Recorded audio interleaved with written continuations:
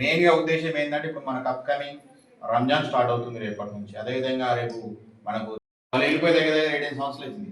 అయినా స్టిల్ వాళ్ళతో ఆత్మీయంగా ఉంటారు, మాట్లాడుతూ ఉంటారు, వచ్చినప్పుడు కలిసి భోజనం చేయడం కానీ లేకపోతే పలకరింపులు కానీ ఎక్కడ ఉంటే కూడా పోయి అక్కడికి హైదరాబాద్ వేరే ట్రాన్స్ఫర్ అయిపోయినాం అనుకోండి.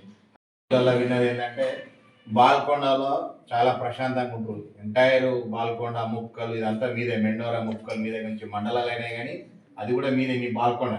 సో బాల్కొండ ఉన్న ప్రజలందరూ కూడా చాలా మంచోళ్ళు, చాలా పద్ధతిగా ఉంటారు. అంటే ఎటువంటి ఇబ్బందులు లేకుండా ఉంటుంది అనే మాట నేను అందరి నోటి నుంచి విన్నా. ఈవెన్ ఒక్క పర్సన్ నుంచి కూడా ఇది అట్లా